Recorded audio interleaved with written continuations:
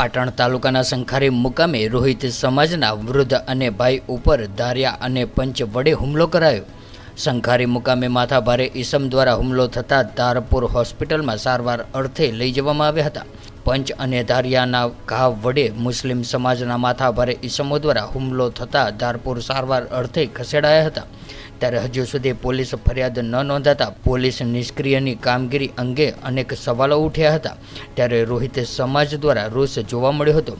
પ્રાપ્ત માહિતી અનુસાર વાત કરવામાં આવે તો પાટણ તાલુકાના સંખારી મુકામે હસમુખભાઈ તેમજ તેમના ભાઈ નારાયણભાઈ પર મુસ્લિમ સમાજના આકુશી ધનુષી અને માથાભારે ઈસમો જાતિ વિશે અપમાનિત કરતા મા બેન સામે ભૂંડી ગાળો બોલતા ઈસમ મકબૂલ ઇસ્માઇલભાઈ તેમજ સલીમભાઈ ઇસ્માઇલભાઈ તેમજ ઉસ્માનભાઈ અલી મિયા દ્વારા પંચશીલ અને ધારિયાનો ઘા મારતા રોહિત સમાજના બંને ભાઈઓ ઘાયલ થતાં જ ધારપુર 108 દ્વારા લઈ જવામાં આવ્યા હતા। ત્યારે હજુ સુધી પોલીસ ફરિયાદ લેવામાં આવી ન હોવાની માહિતી આવી હતી। ત્યારે પોલીસની નિષ્ક્રિય કામગીરી અંગે રોહિત સમાજમાં રોષ જોવા મળ્યો હતો। ત્યારે આ મીડિયાના અહેવાલ દ્વારા આરોપીઓની સામે કાયદેસરની કાર્યવાહી કરીને ધરપકડ કરવામાં આવશે કે કેમ તે આવનારું સમય બતાવશે।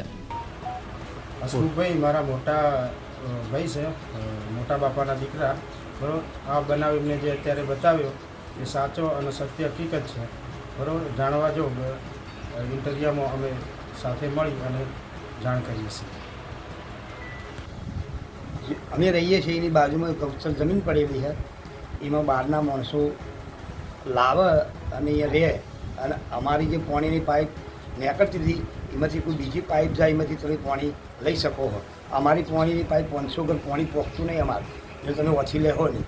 આ રહીએ અમારી વાત, એમાં અમે એ વાત કરતા હતા બસ સ્ટેન્ડે તો ઉશ્કેરી અને મને મારવા માંડ્યો। અપમાનિત શબ્દો બોલી ઢેડા હાહારા ખોડા આવા શબ્દો બોલીને ઉશ્કેરી જઈને મને મારવા માંડ્યો। મારી ઘટના હા। આપનું શુભ નામ જણાવો। આ સૂચના જણાવું છું। શું નામ તમારું?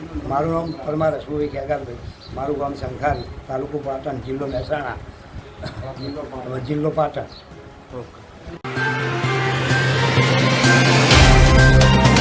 तो व्हाट्सएप, ट्विटर, फेसबुक, इंस्टा जहाँ भी आपका अकाउंट है, इसे शेयर बटन के द्वारा वहाँ पर शेयर करें।